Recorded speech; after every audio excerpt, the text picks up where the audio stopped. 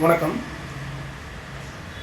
கீழ்வெண்மணி இந்த பேர் கேட்டாவே ஒரு பெரிய ஒரு அதிர்வை ஏற்படுத்திய ஒரு சம்பவம் நமக்கு ஞாபகம் வரும். இந்த ஊர் எங்கே இருக்குது அப்படின்னு சொல்லி பார்த்தோம் அப்படின்னா, நாகப்பட்டினம் அந்த ஊர்லேருந்து கிட்டத்தட்ட ஒரு 25 கிலோமீட்டரில் இந்த கீழ்வெண்மணி அப்படிங்கிற ஒரு ஊர் இருக்குது. இங்கே 1968 டிசம்பர் 25ஆம் தேதி ஒரு சம்பவம் நடந்தது. என்ன சம்பவம் அப்படின்னு சொல்லி பார்த்தோம் அப்படின்னா, அந்த கீழ்வெண்மணி ஊர் பகுதியில் இருக்கக்கூடிய தலித் மக்கள் கிட்டத்தட்ட ஒரு 44 பேர் ஒரு குடிசையில் வைத்து எரிக்கப்பட்ட சம்பவம் 1968 டிசம்பரில் 25ஆம் தேதி நடந்தது. இது ஒரு மிகப்பெரிய மக்களிடையே குறிப்பாக இந்திய அளவில் பேசப்படக்கூடிய ஒரு சம்பவமாக இது இருந்தது. இது என்ன சம்பவம் அப்படின்னு பார்த்தோம் அப்படின்னா, ஒரு கூலி தொழிலாளர்கள், அவங்க தலித் மக்கள், அந்த ஊரில் இரிஞ்சூர் கோபாலகிருஷ்ண நாயுடு அப்படின்னு ஒருத்தர் இருக்கார். இரிஞ்சூர் அவருடைய சொந்த ஊர். இந்த கோபாலகிருஷ்ண நாயுடு நெல் உற்பத்தியாளர் சங்கத்தினுடைய தலைவராக இருந்திருக்கிறாரு. அவர் என்ன பண்ணுறாருன்னா, அவர்கிட்ட போய் இந்த தலித் மக்கள் எல்லாம் சேர்ந்து அரைப்படி நெல்லை தான் கூலி உயர்வாக கேட்குறாங்க. இந்த அரைப்படி நெல்லை கொடுக்க மறுத்து அந்த ஊரில் இருக்கக்கூடிய கீழ்வெண்மையில் இருக்கக்கூடிய மக்களை இரவு நேரங்களில் போய் ஒரு குழு போய் என்ன பண்ணுதுன்னா, வீடு புகுந்து இரவு நேரங்களில் தாக்குறாங்க. அதில் ஒரு 44 பேர் என்ன பண்ணுறாங்க அப்படின்னா, கிட்டத்தட்ட பார்த்திங்கன்னா ஒரு பெண்கள் ஒரு 20 பேர், முதியவர்கள் பார்த்திங்கன்னா ஒரு 19 குழந்தைகளும் 5 முதியவர்கள், மொத்தம் 44 பேர் ஒரு குடிசைக்குள்ளே போய் தஞ்சம் புகுறாங்க. அந்த ஊர் பக்கத்தில் இருக்கக்கூடிய ஒரு குடிசையில், ஏன்னா அடிக்க வராங்க அப்படிங்கிறதுனால அங்கே போய் ஒழிஞ்சுக்கிறாங்க. அப்போது இந்த ஒழிந்து கொண்ட அந்த 44 பேரையும் அந்த குடிசையோடு வைத்து எரிக்கப்படுறாங்க. இதுதான் அப்போ நடந்த சம்பவம். அதில் 5 குழந்தைகளும் எரிஞ்சு சாம்பலாக ஆயிருக்காங்க. அந்த 44 பேருமே அந்த குடிசைக்குள்ளே வைத்து எரிக்கப்பட்டிருக்கு. இந்த சம்பவம் தான் கீழ்வெண்மணி சம்பவம் அப்படின்னு சொல்கிறோம். இவங்க எல்லாமே தலித் மக்கள். இந்த சம்பவத்தை மையப்படுத்தி நமக்கு இலக்கியங்களில் என்னென்ன மாதிரியான பதிவுகள்லாம் வந்திருக்கு, என்னென்ன மாதிரியான இலக்கியங்கள் படைக்கப்பட்டிருக்கு அப்படிங்கிறத நம்ம இதில் பார்க்கலாம். முதல்ல 1981 நியாயங்கள் அப்படின்னு ஒரு நாடகம் நடிச்சிருக்கிறாங்க. இந்த சம்பவத்தை மையப்படுத்தி தலித் மக்களுடைய பாதிப்புக்கு உள்ளானவர்களை பற்றியான இந்த சம்பவத்தையே அப்படியே என்ன பண்ணியிருக்காங்க, நாடகமாக, நவீன நாடகமாக நடிக்கப்பட்டிருக்கு. அடுத்தது 1969 குருதிப்புணல் அப்படின்னு ஒரு நாவல் வெளிவந்தது. இந்த நாவல் எழுதுனது யார் அப்படின்னா, இந்திரா பார்த்தசாரதி அப்படிங்கிற எழுத்தாளர் எழுதியிருக்காங்க. இந்த நாவல் எழுதி இந்த சம்பவத்தை மையப்படுத்தி எழுதுனதுனால இந்த நாவலுக்கு 1977 சாகித்ய அகாடமி விருது கொடுக்கப்பட்டிருக்கு. இந்த நாவலை மையப்படுத்தி இந்த சம்பவத்தை எழுதப்பட்ட இந்த நாவலை கொண்டு இந்த நாவல் என்ன பண்ணாங்கன்னா திரைப்படமாகவும் ஆக்கப்பட்டிருக்கு. அந்த திரைப்படத்துக்கு பேர் என்ன அப்படின்னு பார்த்தோம்னா, கண் சிவந்தால் மண் சிவக்கும் அப்படின்னு ஒரு திரைப்படம் வெளிவந்தது. இந்த நாவலை மையப்படுத்தி வெளிவந்திருக்கு. அடுத்தது பார்த்தோம் அப்படின்னா 1999 இதே சம்பவத்தை மையப்படுத்தி, கீழ்வெணி சம்பவத்தை மையப்படுத்தி இந்த கீழ்வெண்மணியினுடைய அந்த மக்களுடைய வாழ்வியல், பண்ணை அடிமை முறையெல்லாம் இருந்தது அந்த காலத்தில். பண்ணையார்களுடைய அடிமை முறை, பண்ணை அடிமை முறை, கிராம பண்ணை அடிமை முறை இருந்தது. அதே போல் வர்க்க போராட்டம், இதையெல்லாம் மையப்படுத்தி ஒரு நாவல் வெளிவந்தது 1999. அது என்ன நாவல் அப்படின்னு பார்த்தீங்கன்னா, செந்நெல் அப்படிங்கிற ஒரு பேர்லேயே ஒரு நாவல் வந்தது. இந்த நாவலை எழுதியவர் சோலை சுந்தர பெருமாள் என்பவர் எழுதினார். அதற்கு பிறகு பார்த்தோம்னா 2007 இதே சம்பவத்தை மையப்படுத்தி ஒரு நாவல் வெளிவந்தது. அதுக்கு பேர் என்னென்னா கேழை தீ அப்படின்னு ஒரு நாவல், கேழை தீ. இந்த நாவலை எழுதியவர் பாட்டாளி என்பவர் எழுதினார்.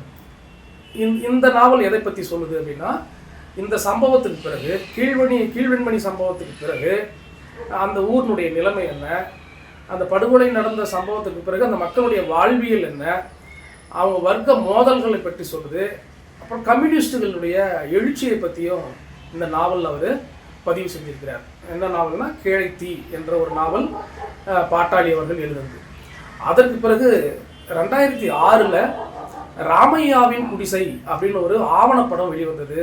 இதை இயக்கியவர் யார் அப்படின்னு பார்த்தோம்னா பாரதி கிருஷ்ணகுமார் என்பவர் இந்த ஆவணப்படத்தை இயக்கியிருக்கிறாரு. ஏன் இதுக்கு இந்த தலைப்பு வச்சிருக்கிறாருன்னா, அந்த 44 பேரும் எரிந்த அந்த குடிசை யாருடைய குடிசை அப்படின்னா ராமையா என்பவருடைய குடிசை. அவருடைய குடிசையில் தான் போய் இவங்க தஞ்சம் பார்க்குறாங்க. அதனால் அந்த ஆவணப்படத்துக்கு பேர் ராமையாவின் குடிசை அப்படின்னு சொல்லி அந்த ஆவணப்படத்துக்கு பேர் வச்சிருக்கிறார். அதுக்கு பிறகு 2019 இயக்குனர் வெற்றிமாறன் வந்து பார்த்திங்கன்னா அவருடைய அசுரன், விடுதலை 2 போன்ற படங்கள் எல்லாம் இந்த கீழ்வெண்மணி சம்பவத்தையும் அங்கங்கே தொட்டு காட்டியிருக்கிறாரு. இப்போ இதெல்லாம் பார்த்திங்கன்னா ஒரு இலக்கியம் திரைப்படங்களில் வந்த ஒரு சம்பவத்தை நம்ம சொல்கிறோம்.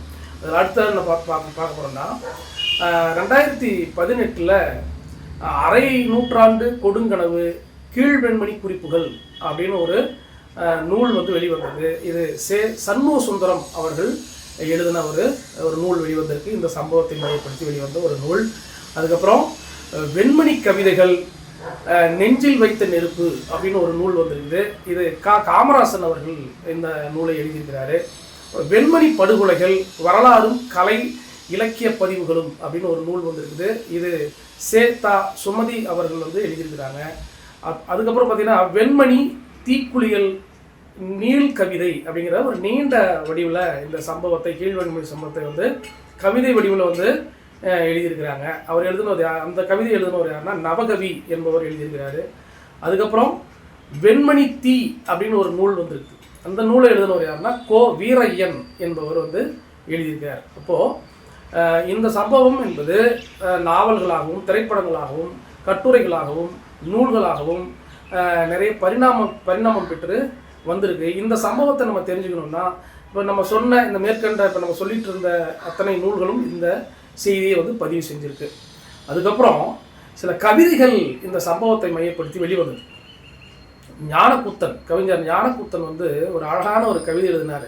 இந்த நெருப்பில் வந்து எரிந்து போன அந்த 44 பேரையும் மையப்படுத்தி அந்த நிகழ்வை வந்து சொல்கிற மாதிரி ஒரு அழகான ஒரு கவிதை எழுதினார். என்ன கவிதை அப்படின்னு சொன்னால், மல்லாந்த மண்ணின் கர்ப்ப வைரன தெரிந்த கீற்று குடிசைகள், மல்லாந்த மண்ணின் கர்ப்ப வைரன தெரிந்த கீற்று குடிசைகள் சாம்பல் காடாய் போயின. புகையோடு விடிந்த போதில் ஊர்க்காரர் திரண்டு வந்தார்.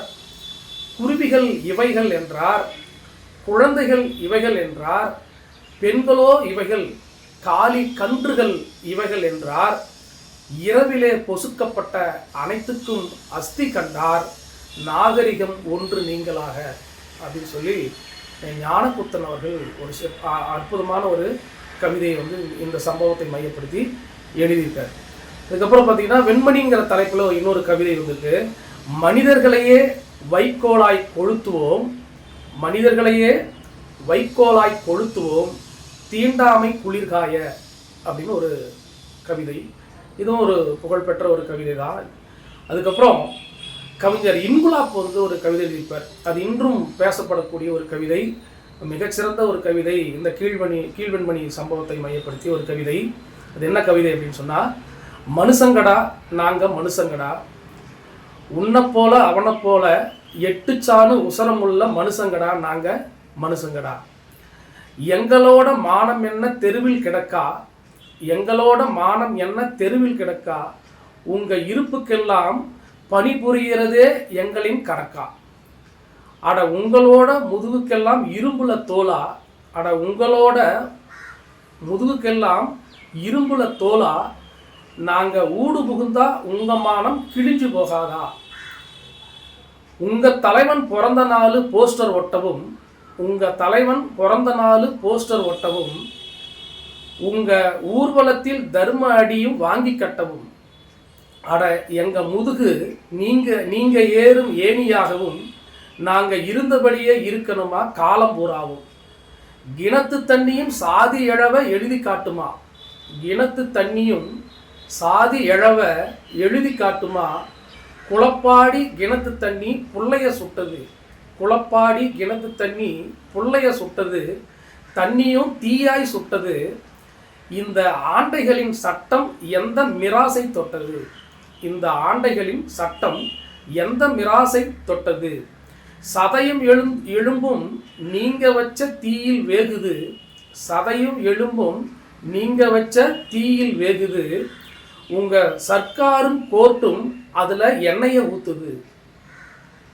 உங்க சர்க்காரும் கோர்ட்டும் அதுல எண்ணெய ஊத்துது. எதையோ சலுகைன்னு அறிவிக்கிறீங்க. எதையோ சலுகைன்னு அறிவிக்கிறீங்க. நாங்கள் எரியும் போது எவன் மசுரை புடுங்க போனீங்க. நாங்கள் எரியும் போது எவன் மசுரை புடுங்க போனீங்க. டேய் மனுஷங்கடா, நாங்கள் மனுஷங்கடா. உன்னை போல அவனை போல எட்டுச்சானு உசரமுள்ள மனுஷங்கடா, நாங்கள் மனுஷங்கடா அப்படிங்கிற ஒரு கவிதை, மிக அற்புதமான ஒரு கவிதையை கவிஞர் இன்குலாப் அவர்கள் இந்த கீழ்வெண்மணி சம்பவத்தை பறைசாற்றுவதாக ஒரு சிறந்த கவிதையை நமக்கு எழுதியிருக்கிறாரு. இதுதான் கீழ்வெண்மணி சம்பவத்தில் இருக்கக்கூடிய இலக்கிய தரவுகளாக நாம் இப்போ பார்த்தோம். நன்றி.